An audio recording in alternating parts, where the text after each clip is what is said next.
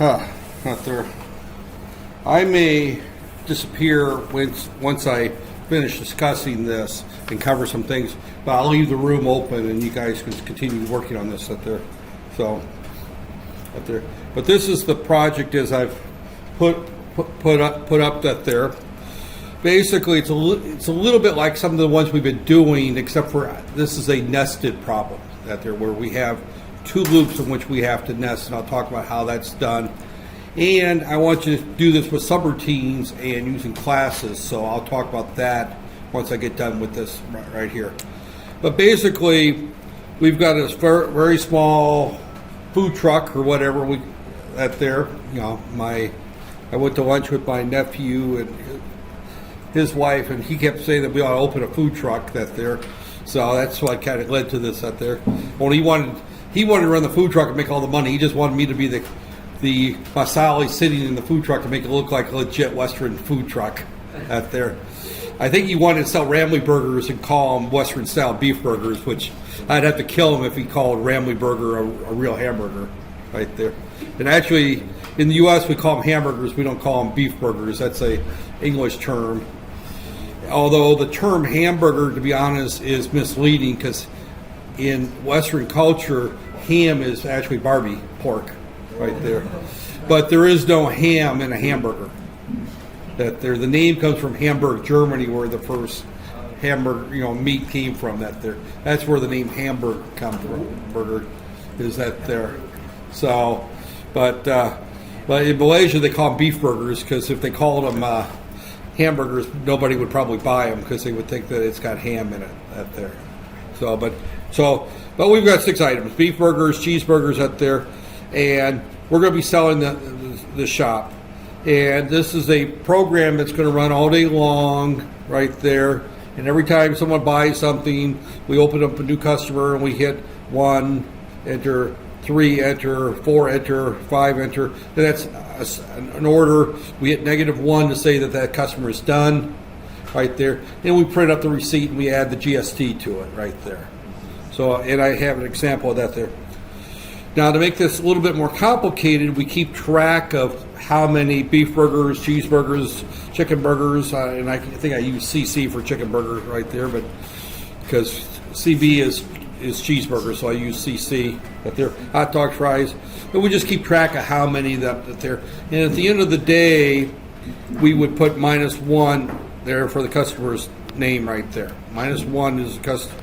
In other words, we hit 1 for a new customer, -1 if we have no customer, if we're done for the day. So anything else we ignore, and you do the loop. You just ignore anything else and just go around, wait for the next customer. So the only 2 inputs you're going to accept there is new customer, that there, or end of customers. So when we're in our customer loop, we will accept the inputs of 1 through 8 for our 8 items that we accept, or excuse me, not 1 through 8, 1 through 6 for our 6 items right there. Right there, -1 or 0. Those are our input items that we would have that there. If we put in 0, that means basically we cancel the order and just ignore everything right there. And then we go ready for the next customer. If we have -1, we print out the receipt for that customer right there. And again, we're just doing this on the screen right there. Right there. So, right there. So at the end of each customer, we've got our inputs there. As I mentioned, new customer, end of day, the -1. If the -1 is there, we give the user 3 options. Actually, I didn't give you a number for each of these, but you can just pick -1, 1, and 2, for example, right there. Right there. So go back to the customer routine without clearing the global variables. In other words, it's 10 o'clock. How many hot dogs have I sold so far today? I would want to know that. Or I would hit number 3, which means I clear all the global variables and I'm ready for the next day to that there. Right there. So there. This is kind of what I would like it to look like. I have not wrote this program. I've written it's a very writable program. I probably spent about half an hour writing it. I just didn't spend the half hour writing the program. That's your job to write this program, right there.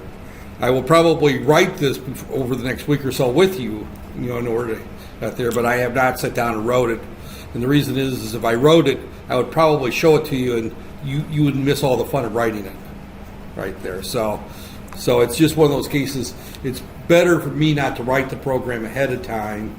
That way, I'm forcing you to write the program. Otherwise, I would kind of go through step by step how I did it, and I don't necessarily want my way of doing it. I want you to kind of think of how you want to do it. So I'll kind of go through some guidelines of how I would do it right there. So, all right, again, we would have, at the beginning of the screen, at the beginning of the program, when we get into our new customer menu, we have enter 1 for new customer or enter -1 for summary report. Summary report is that end of the day type thing where you've got the 3 options. We'll talk about that next. Once we enter 1, we go into our customer menu. It's probably a good idea to print out the list of the 6 items so that the user doesn't have to memorize what they are. And I also put in, you don't have to put in beef burger. You just put in 1, 2, 3, 4, 5, 6, as I've shown here. 1, 3, 5, 6. So this person ordered a beef burger, a chicken burger, an order of fries, and a drink right there. They ordered 4 items right there. So this just told what the customer ordered. Then the total for the order is $10.60, and then the amount of GST is collected right there, is printed out right there. So this is what you would see in terms of a receipt right there at the end. When I hit the -1, it just prints out a little summary of what that customer ordered right there. And then at that point, it goes back to right here. In other words, you would go back to this beginning part right here. Welcome to, after you printed that right there. And again, you can, now, let me get this. Oh, okay. Right there. And actually you probably should put in a press any key to continue type thing right there. In other words, you scan for an enter key right there or something right there. So you need to put kind of a break there, so that there, or you can just print that off and just let it shoot off to the next menu right there. It doesn't matter. The key thing is, in an ideal case, you would have a press any key to continue, and then you would clear the screen and that there. Since we're going through a console, we're not going to worry about that right there. So at this point here, you could just have the menu, have it go right back to this line right here. Right there. Have it go right back and print out the starter that there. Go back to the outer loop. That's what I'm saying that there. So I'll talk about the loops in a second. So this is our inner loop right there. It's going to go through and that there. Now every time we print one of these here, every time we print that out, we need to update our totals for that there. You need to have 8 variables that are, I'm telling you that they're global because you could change them. They need to be in the inner loop and the outer loop, so I'm just calling them global. They can be local within the main or however you want to do that there. But we've got these 8 variables that there, and that's the number of beef burgers, number of cheeseburgers, number of chicken burgers, number of hot dogs, number of french fries, number of drinks, the total amount collected, plus the total GST collected right there. So that information is right here in the gray. So if I don't buy any cheeseburgers, for example, I wouldn't increment that there. If I bought 3 chicken burgers, I would add 3 to the number of chicken burgers sold for the day. For the total amount collected, I would add $10.60. The total amount of GST collected, I would add 60 cents right there. So I just keep track of all that there. And then once you hit the -1, you go to the summary. Now, the first thing that's going to happen with the summary is you're going to list, and I just made these numbers up right there. Actually, the total and the GST I calculated right there. right there, using these numbers I just made up. But since the last time I cleared all the variables, or since I started the program, I've sold 23 beef burgers, 19 cheeseburgers, 30 chicken burgers, 10 hot dogs, 40 orders of fries, and 43 drinks. So I've made, since I've started or last reset this thing, I've collected 451 ringgits and 56 cents, of which I have to hand over to Prime Minister Najib 25 ringgits and 56 cents. That there. I'm sure he'll come over with his limousine to pick it up personally, right? That there. But I mean, regardless, it's got to be turned into the Department of Revenue, the GST I collected, and I have no idea how they collect GSTs here. I assume that there's a weekly or a monthly or a quarterly form that they have to remit the records of how much they collected each period. We don't need to worry about that. Our program just keeps track of how much GST is collected that day, and we would worry about how we would keep track of that elsewhere in our program. And then you would give a choice of 1, 2, or 3, and 1 is just exit the program. We're done for the day.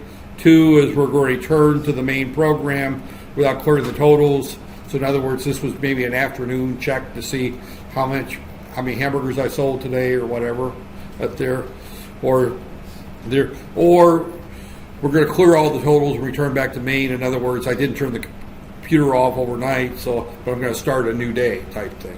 So I have the 3 right there. And then if we select 1, the program just ends.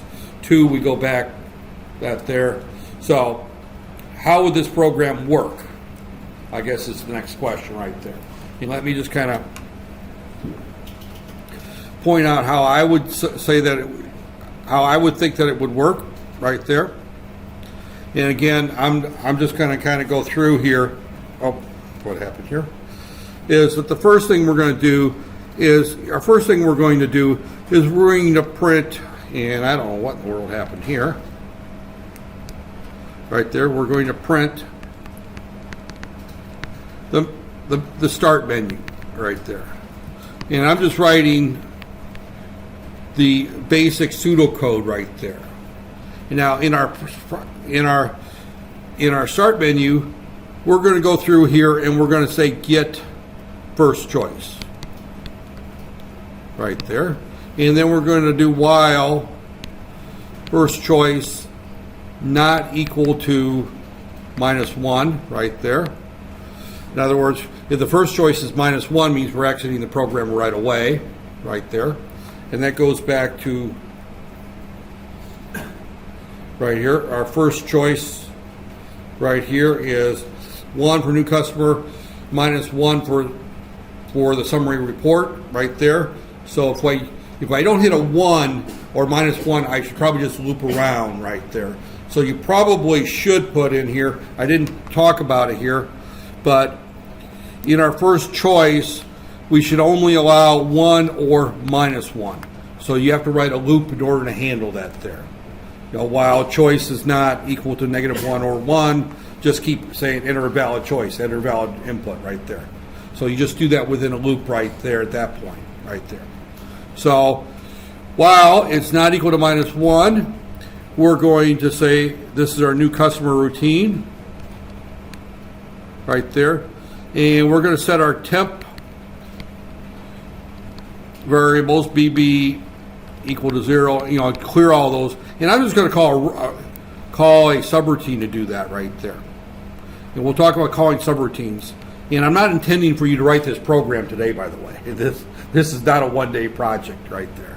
But I'm just going to say call, and I'll talk about this there, clear temp variables right there. So we're just going to clear the temporary variables right there. And we should have our temporary variables, there should be 6 of those: hamburgers, hot dogs, hamburgers, cheeseburger, chicken burger, hot dogs, french fries, and drinks. That's numbers that's in the current order right there. So then we're going to say get item right there. And then we're going to increment that item. Increment temp variable right there for item right there. And I know my handwriting is not there, but this is one of those cases where we're almost going to have to follow with it. But if they put in hamburger, we increment the number of hamburgers we're going to order for this particular order. If they pick cheeseburger, we're going to increment the number of cheeseburgers right there. So, and we do this until, and we keep repeating this here. This is in another while loop right there until -1 again. In other words, we go through another while loop, which is similar to what we've done in the labs right there. We have a while loop that simply goes through that there. Once we've completed the orders right there, now if we hit a 0 right here, we probably want to break right there. We just want to bail out of that there. So if you bail out of that right there, we haven't incremented any of our totals, and since we clear our temporary variables inside, everything that's, next time we enter this loop, everything that the person ordered in the first place, in this order that we canceled, we just throw away. We just ignore that there. So we're going to put a break in here, and we'll talk about how that break handles that there. And we're going to cover, probably on Wednesday, we'll cover the switch statement right there on how we would increment each one of those right there. So, right there. But if we hit a 0, we're just simply going to break out of this inner loop right there. So, right there. Once we hit -1, and I'm going to put down here, right there, until -1, right there. In this particular case, we print the order, which is what I've shown there, and then we update totals right there. Now, updating totals could be a little piece of code right there where we just simply say total plus equal T total for temporary total, number of hamburgers plus equal temp hamburger, or whatever you want to call it that there. You know, where we go through and we increment each one of those total variables that there. And again, we've got 8 of those we have to increment right there. So we have 8 of those variables that we have to increment right there. So we just simply increment all those variables that there. So, and the easiest way to do that is in the subroutine. We'll talk about subroutines here in a little bit right there.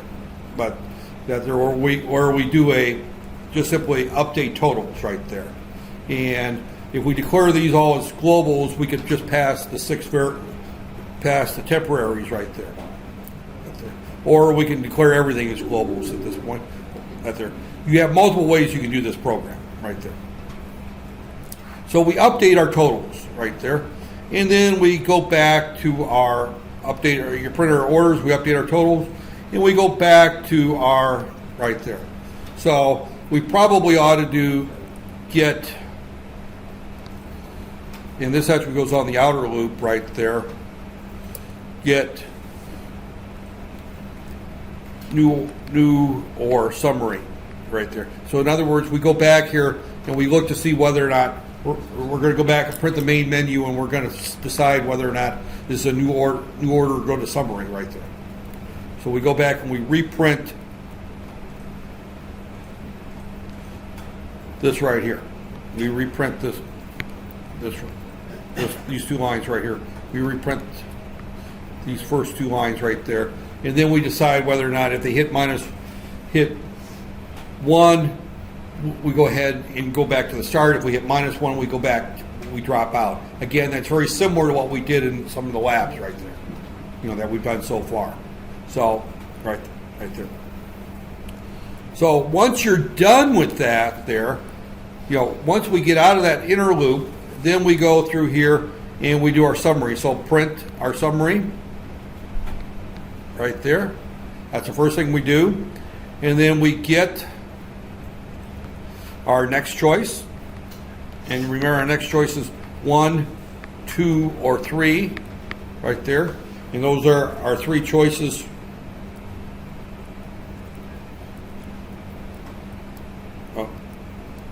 Right there. Our 3 choices at this point are exit the program, return to main, or without clearing totals, or clear the totals and go to main right there. So again, what we're going to do at this point right there is we're going to do one of 3 things. Is if we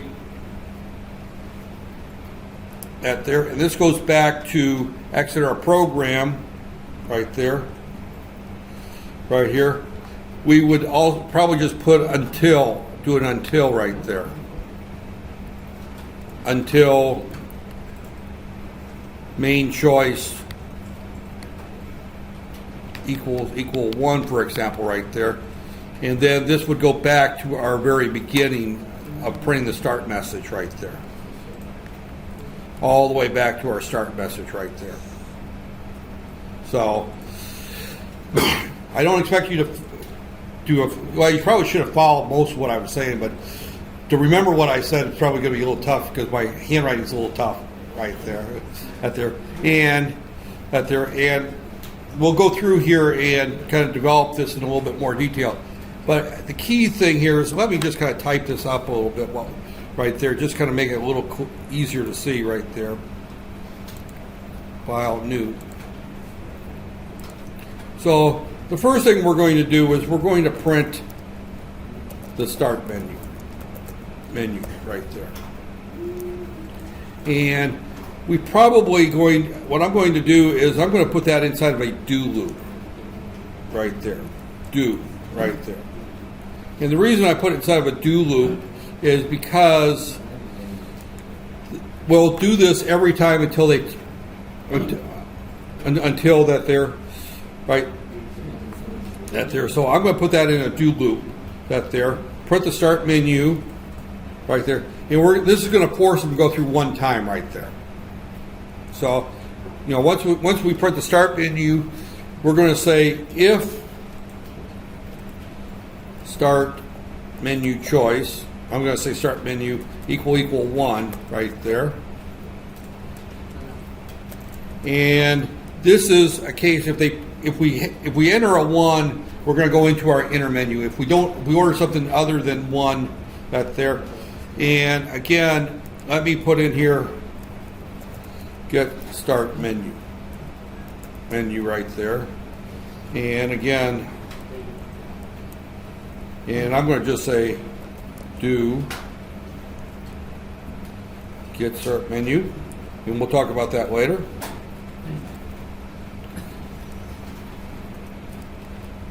Until start menu equal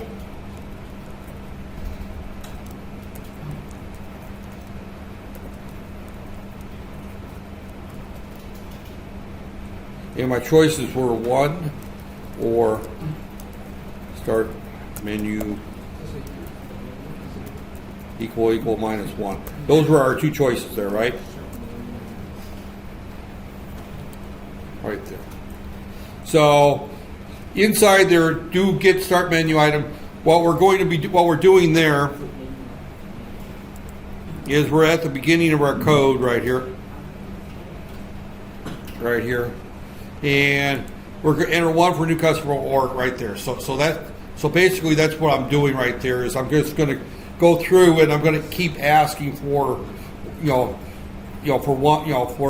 new customer or exit the program at this point right there. So if we enter -1, then we're going to exit the program, which means we don't enter our customer menu routine right there.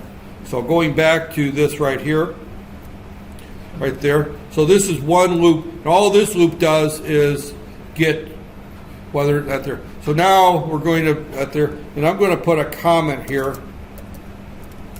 New customer right there. So in our new customer, we're going to set temp bars equal to 0 right there. So you set all those temporary variables equal to 0 right there. Right there. And then we do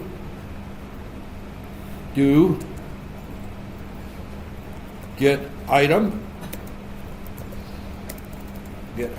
right there. And actually I'm going to do that in 2 loops right here. Do get item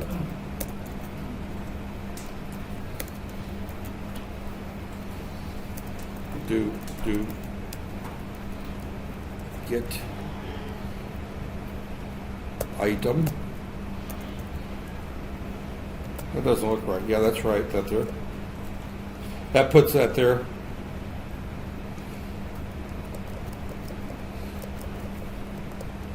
And I'm going to just put a note here, until valid get item, right there. Valid item. Right there. So what I'm doing there is I'm going out and I'm getting the item right there. You know, 1 through 6 right there. Or -1 that we ended, or 0. So we look for 0, -1, 0, 1, 2, 3, 4, 5, 6.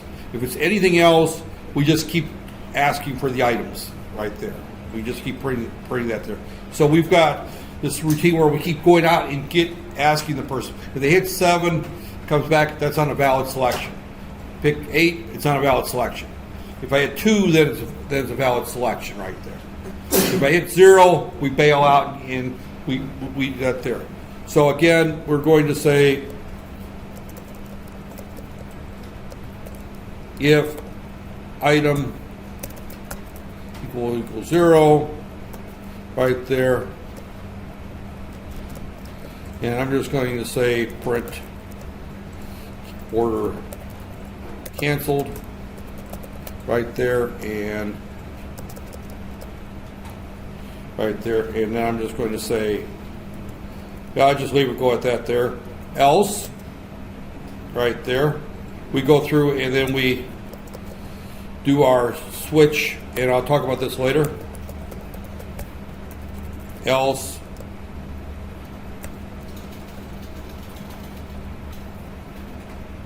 else if,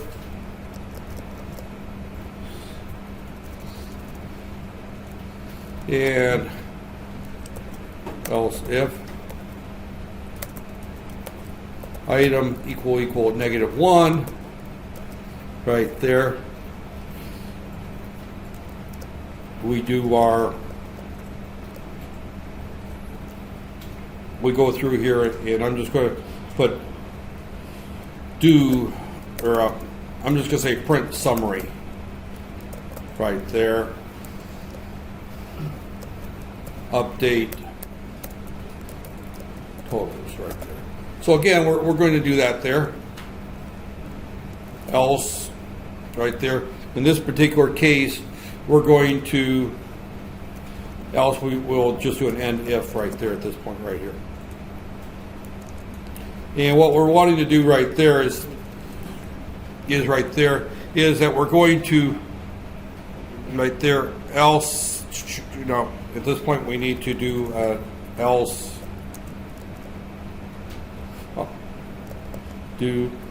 our switch else, and then we're going to do our switch statement where we, at this point, I'm going to just put a note here, update temporary totals right there, and switch, we haven't talked about the switch statement right there, and if right there. So we go through here and we there, and this is kind of the logic, and I'm not, and again, I haven't wrote this code, I'm making this up. I could be making mistakes here, so out there, I'm capable of making mistakes on these first time round out there. But what we're going to be basically doing that there is we're going to go through and we're going to get an item number. If it's a valid item, great, we drop on through. If not, we go back and keep repeating that there. So there's some code to be right. When I say get item, that's not just one line of code. That's 3 or 4 lines of code right there. Then if the item is 0, we just cancel the item right there. And we just print that. If it's not 0, if it's -1, then we print the summary, we update our totals, and we're going to drop out of the loop right there, right? This loop here. Else, we're going to update our totals right there, and we're going to go back right there. So, again, right here. And at the bottom right here, we would do, right there, if start menu is equal to 1, we would probably just at this point right here, I'm just going to put it until item equal -1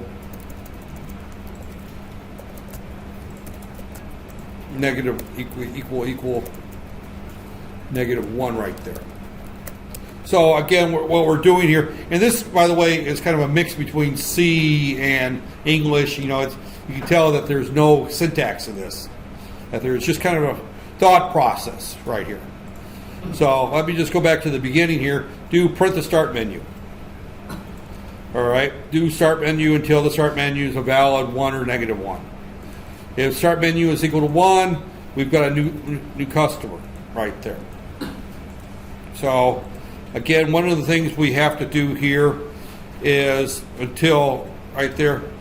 At this point, we need to repeat that beginning part right there. Right there. So we need to do our print start menu again. Menu again. And then I'm just going to cut and paste it right here. Actually, I'm just going to do just copy that.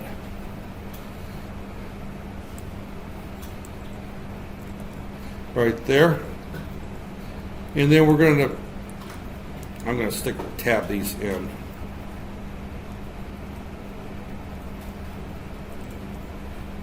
Right there. And then I'm going to there say until start menu equals -1 right there. So in other words, this would go back to the beginning if it's a 1, if it's -1, then we're going to go through here, and I'm going to kind of stop this discussion at this point here and go on and go through some slides, talk about some other things that there. But here, I'm just going to put in here, do the code for the summary. Now, keep in mind that your summary is going to be within this main right here, right there. So you're going to do, again, within the summary, the first thing you're going to do is you're going to, let me just go ahead and continue on this right here since I've started this discussion right there. So what we're going to do here is we're going to print summary totals. So that's all our totals thus far. Then ask if, again, 1, 2, 3, again, you're going to put in that same, that there. If it's a 1, it's in the program, right?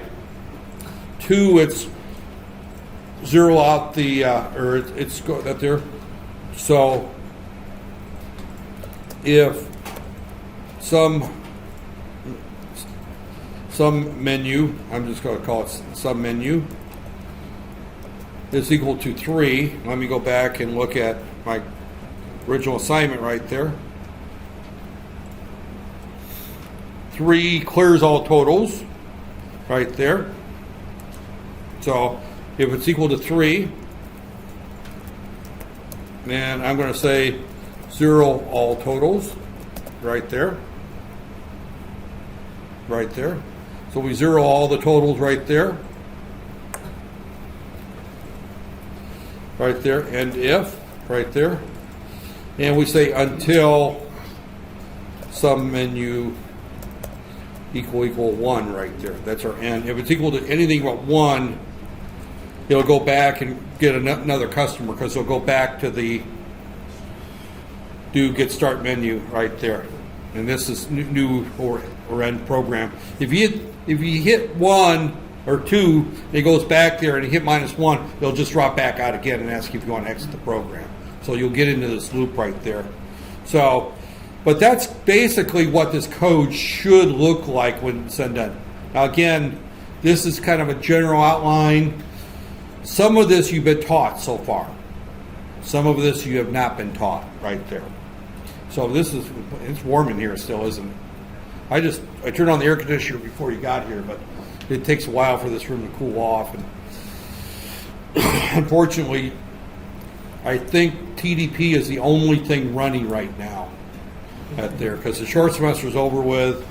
It's 6 weeks before the next semester starts out there. So as a result, we're the only ones. I think you guys are the only ones in this building taking classes right now.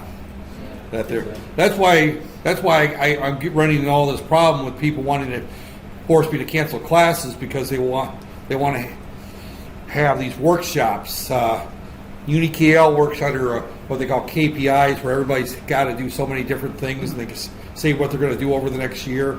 So human resources has to teach so many workshops in the course of the year that all the faculty will attend. So they pick a time that nobody's got classes. Unfortunately, you're the only ones here, so they want to schedule workshops and classes and things like that for faculty, and want me to. And I get these emails, and they all say attendance is mandatory. Attendance is mandatory. Which I send back. Do you want me to cancel classes for paying students, or do you want me to attend your workshop?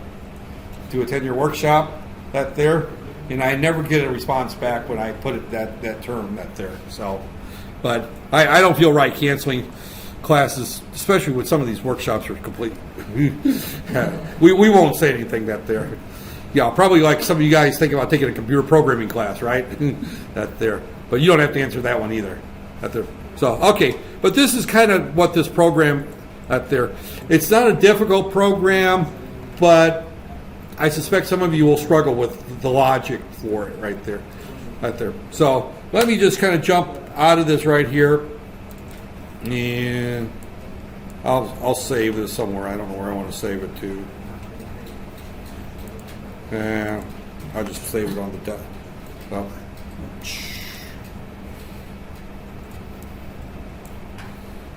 save the Dropbox. Hey, you know what? Dropbox won't work because I don't have internet. This is what's our computer programming, and this is what 15 August notes right there. I'll put that up online later on. That there, even though they're not well thought out or organized, and there's absolutely no guarantee that's correct, absolutely none whatsoever, right there. Okay, let me jump back here to chapter 3 in those slides, right there, and I opened this out of a. There, so let me just hit slideshow from the beginning, right there. Okay, I skipped this chapter, this section, and it's kind of coming back to haunt me a little bit because of all the rest of the slides uses this notation, and it's confusing unless I go back and cover this particular one. Introduction to classes, objects, and strings. Strings I'll skip. We talked about strings already. Right there. So, right there. Okay, a class. I've talked about a class right there, and a class can have data members, and it can have member functions. One of the things that you can have in a class is a function, and I'm more interested in talking about the member functions than I am talking about the data members. But the data members are also out there, but a member function is something that is done within that class right there. Now, if you're, for example, a data, when we talk about a car, let's talk about, for example, a vehicle right there.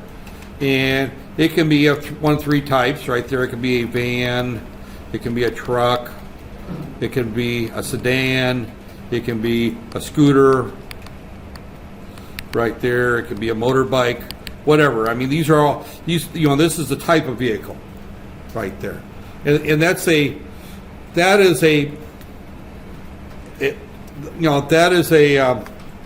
a member right there is the type right there. So we have my vehicle, which is of type vehicle right there, and we'll talk about what's meant by my vehicle right there. My vehicle type dot type. Now dot type is a variable within the class of vehicles right there. And I'm going to say it's a van right there. I own a van right there. I drive a little also minivan right there. So that's a member class right there. So we can also have functions. I can also have a function in here called wash. And I pass it some variables, and it can return an int whether or not my van has been washed or not. And in here is the instructions on how to wash my vehicle if I was doing it in software right there. Turn on hose, spray down, soap it, that there, rinse off, dry it. I mean, these, the steps to wash a vehicle right there. So I can do my vehicle dot wash right there, and that calls this function wash right there. When I do my vehicle dot wash, it calls this function wash right there. So, and that is a member function of this class right there. So we have variables in the class, and we can have functions and functions are things that we can do to members of that class or that there. So my vehicle happens to be a particular vehicle of type vehicle. So everything that I declare a vehicle has is within my vehicle. So it's got a type, it's got an engine size, it's got a brand name, a model name, that there, and I can have various functions that there. So I can wash a vehicle, I can put petrol in it, I can take it for service. These are all things we do to the vehicle right there.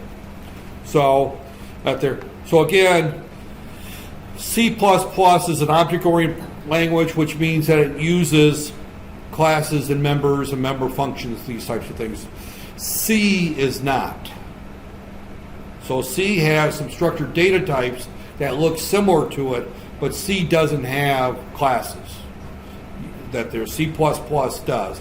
And that's what makes C++ a bit more powerful, a little bit more flexible, but a lot more confusing. That there. So, that there. So again, we've got this example class gradebooks that there, and it's fully developed in Chapter 7 of the textbook, which I posted online. That there, you should probably have this textbook. That there, if not, let me know, and I'll make sure I get it to you. That there. So we'll represent that there. So this is a function right there called gradebook right there, which is of a class right there. Right there. We begin with the example consists of class gradebook, and we declare my gradebook is a particular instance of that class right there. So we have a function right there called display message right there. So I get that there. So this declares, and right here, a class right there. So this particular right there, and notice that this is outside of main or any other function right there, but we're declaring a class called gradebook. And this particular class called gradebook has a public function called display message right there. Right there. Now, when I use the word public right here, and this thing won't let me write because I took it off there, but when I use this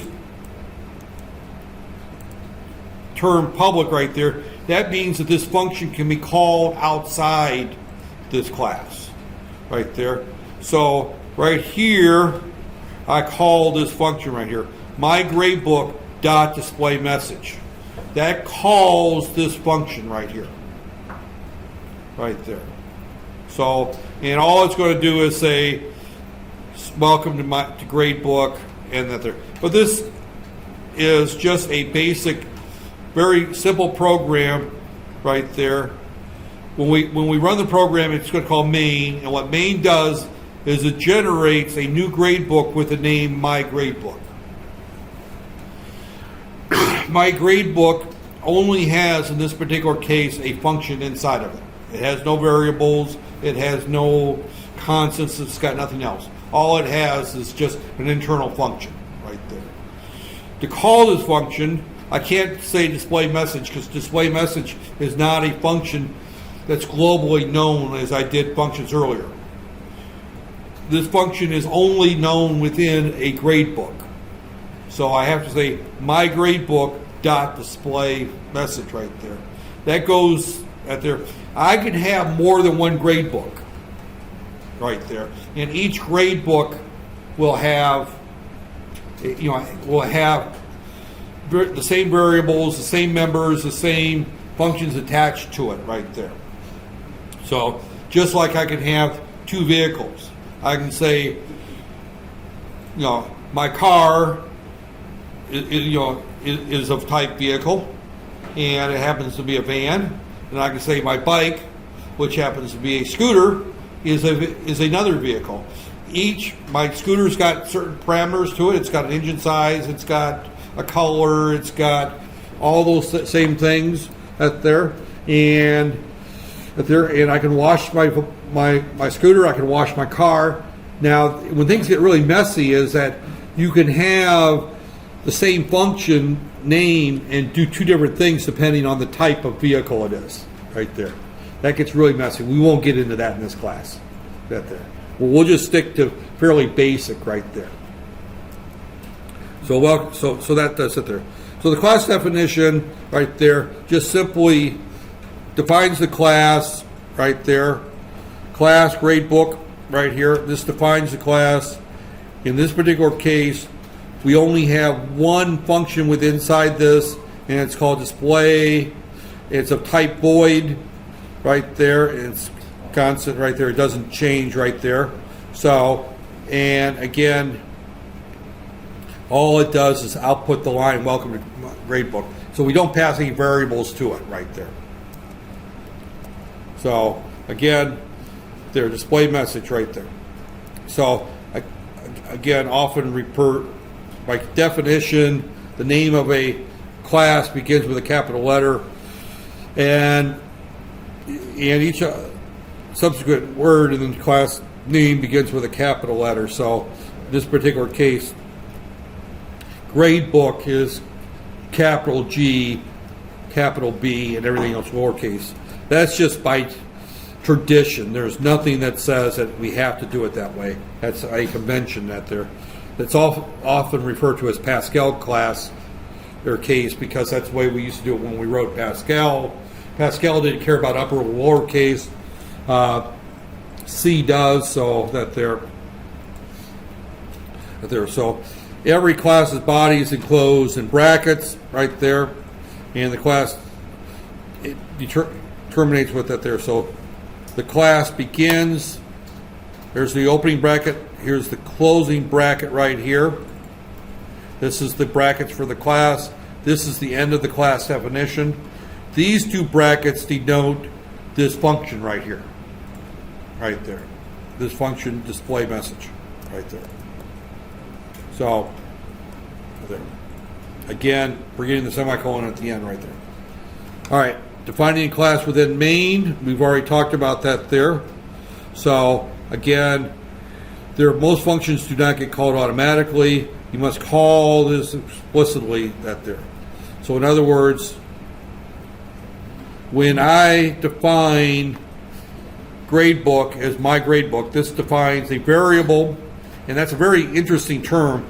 My gradebook is actually a very complex variable at this point, right there, of type gradebook. The gradebook is a class that can have many, many parts to it. So when I say gradebook, that's the same thing as saying int, or same thing as saying float, or double, or string. I'm declaring a variable with the name my gradebook, right there. So I can say vehicle, right there, capital V, vehicle, space, my car. That declares my car as a vehicle. And it has all those parameters inside there that I could put there. And we denote the parameters by putting a dot. The dot, we have the name of our variable, in this case my variable, dot display message. So it's going to call inside gradebook, inside this class, inside my gradebook, it's going to call this function. But I can also have color for example, right there. I can declare a variable called public right there. So, for example, vehicle,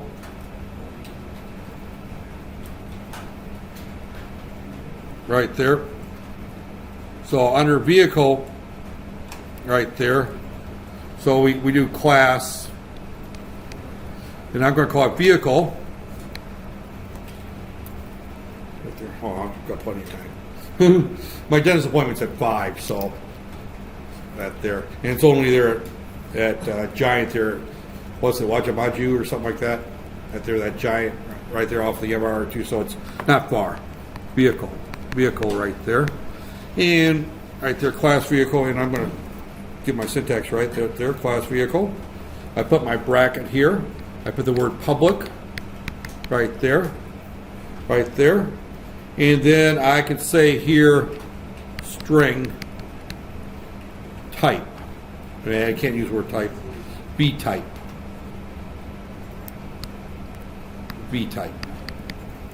Right there. And I can also say engine size right there. And actually, I got that backwards. Int engine size right there. And put the colon right there. And I'm just going to put a bracket right here to close that. This is happens to be class vehicle with only 2 variables inside that there. So inside main, int main, right there, I can say vehicle, right there, and my car, right there. So that declares my car as a vehicle, right there. And I can say my car dot engine size equals 1500 right there. My car dot v type equals van right there. So we could declare, the members within the class, and we use that dot to denote that there. But I can also do another one, vehicle bike, right there. And I can't spell the word bike. I don't know what's going on with me here. Right there, bike, right there. So that declares a new vehicle, right there. And I can say bike dot engine size equals 149 right there. Bike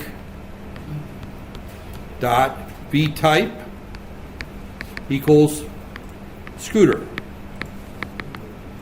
right there. So now I've got a bike declared and my car declared, both as vehicles right there. My bike has got an engine size, and it's also got a type that there. So again, what we're looking at that there. So that there. So defining a class with a member function, that's what we've done right there. But they're defining with that there. And again, the public is that there. Access specifiers are always followed by a colon. So you can also have private and public. If it's private, it means that it can only be within that class, and it can only be passed within functions within the class. You can't access it from outside the class, right there. So that there for now, we're only going to worry about public, right there.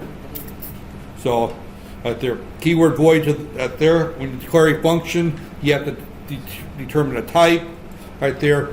Most of the time it's either void or int that's far, but it can be other things float at there. So this is display message. It's a type void. It doesn't return anything right there. If it returns, for example, something, then if it returns a 1 or 0, if it's successful or not successful right there. Again, function names also used with lowercase first letter. So again, the function names are almost always all lowercase right there. So parentheses after that indicate this is a function right there. So if you go back and look at this one right here, you see this dot dot here, this bracket right here. That tells me that it's a function, but it doesn't receive any variables. If it receives, for example, display message, and we want to print some number in the message there, you would pass it that there. If we want to pass, for example, add up three numbers, we can give it num1, num2, num3, and we would say int1, int2, int, or int there, which says that it's going to receive three integers right there. So that there, this is what variables are going to be received, and you just normally put the type there. So it'll be int, string, float, boolean, whatever type right there. And we'll see some more of those right there. So public there. So there. Empty parentheses indicate that do not require additional data. The first line is called the header. Sometimes we will place the header separate from the body out there. And we'll talk about that when we get to see some examples of that there. Typically, you can put a header at the beginning of that there, list all your functions that there, and then you don't have to worry about whether the function's been declared before you call it. As a general rule with C or C++, you have to declare a function before you call it. And to get around that problem, people normally just put all the headers at the top, and then they put the functions later on. If you do that, then you have to repeat the header twice. So, the function body has the opening closing brackets right there. So again, this is what we're looking at right there. So typically, you cannot call a member function until the class, so you first initiate the class. In other words, I can't define the color of my car until I set up the class car, until I define my car or my bike or whatever I got there. So there does not know what type compiler there. So that line right here, gradebook space my gradebook, has to be there before I can call my gradebook dot display message. I can't call display message without first declaring a gradebook right there. So right there. And right there again, call the member function by the name of the the class that there, and the dot with the display that there, and empty parentheses since we're not passing anything to it. If you don't have the parentheses, it's going to assume that that's a variable, and it wants to see these parentheses right here. Right there, it wants to see those right there. And I don't worry about so much about that. Declare it with a parameter. We've already talked about parameters, so I'm just going to go through that relatively quickly. So this particular case, we're going to have a string right there. So in our right there, okay, that hasn't changed. They haven't put the string in there yet. The display. Oh, okay, right here. Here is that we're going to pass course name to that function right there. So this is the type string, and the name is course name right there. So that I can now use that within the function right there. So here it's still a type void, doesn't return anything, but it's going to receive the variable course name, and course name is of type string right there. So welcome to the gradebook 4. Then we're going to put course name right there, and then exclamation mark, and then the end line right there.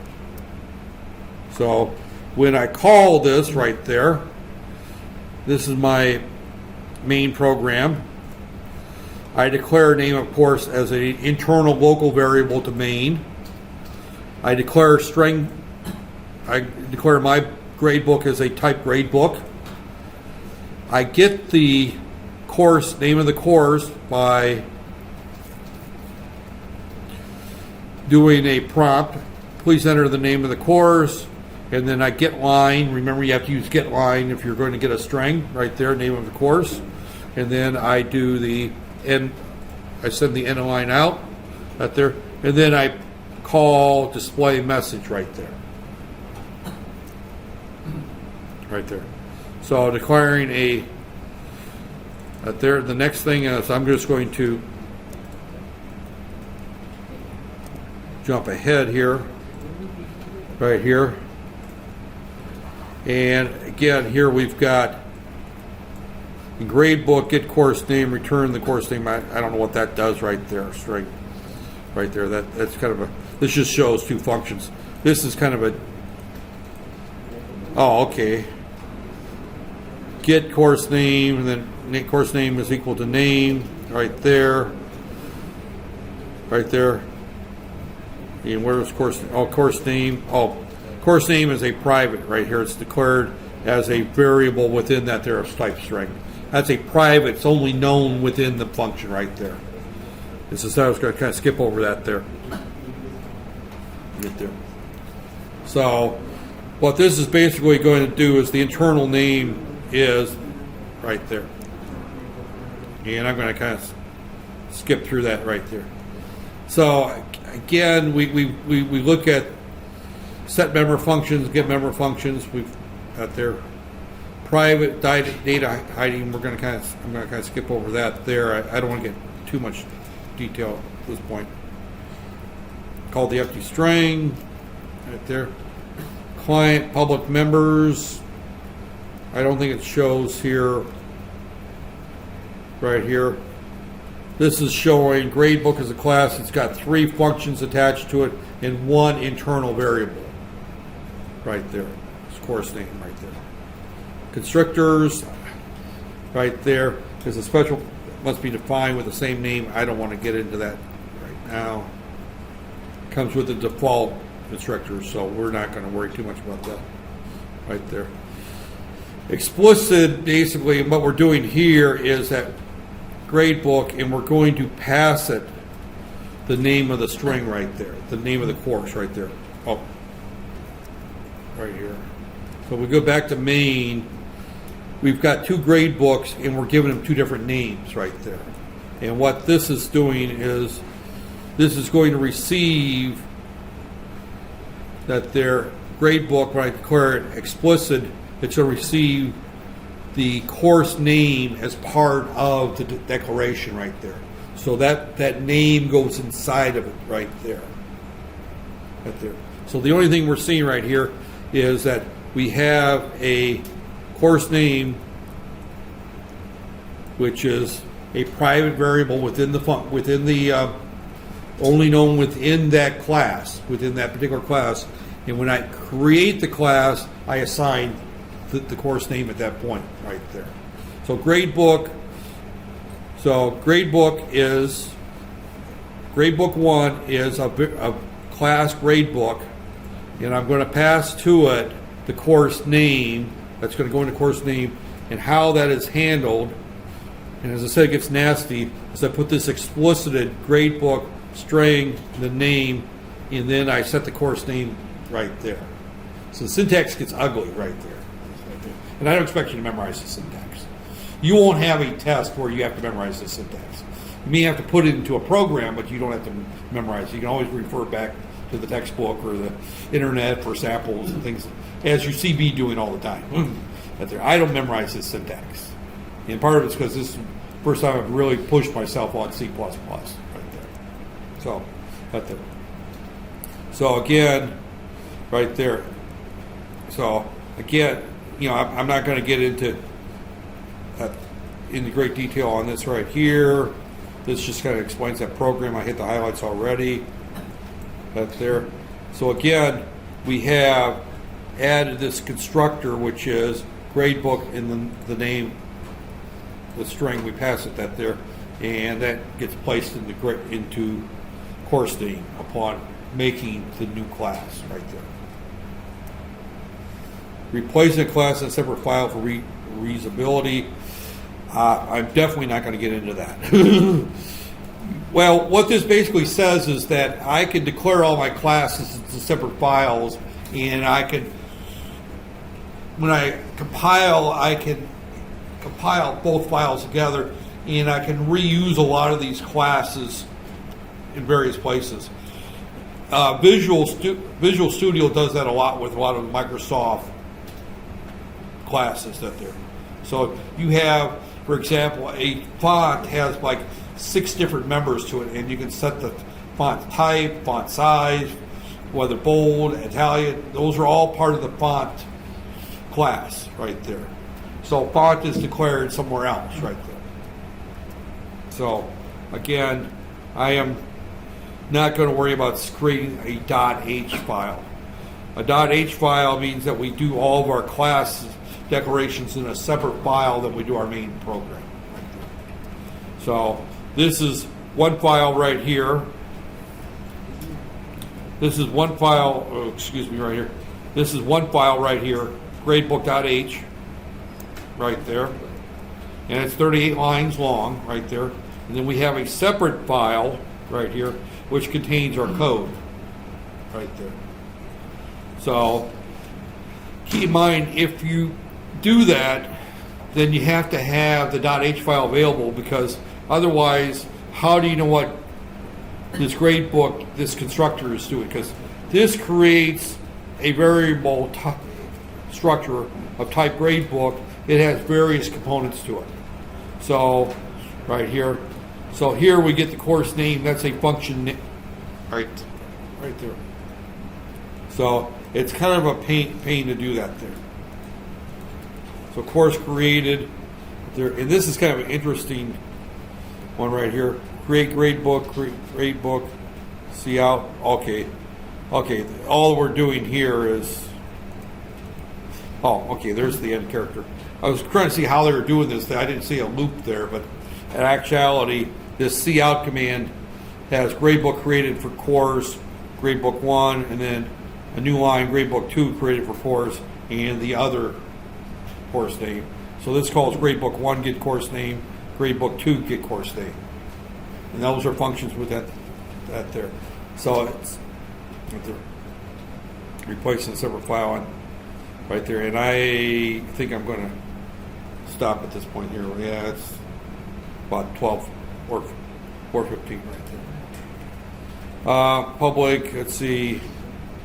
I don't think there's anything else I need to talk about here. Up there. Header file, this is the header file right there that we would include in our main code. But there, again, I'm not going to worry about separating those files out. Scope resolution at their rate, at their constructor. That's what we've already talked about that there. Gradebook.h, the include. If you do put in a separate file, you have to do the include right there. I am not going to worry about too much this right at this point. It's like course name right there. That's a function right there that limits it to 25 characters right there. That kind of wipes out everything that I want to cover in that chapter right there. So there's a lot of stuff in that chapter I skipped, as you all noticed that there. So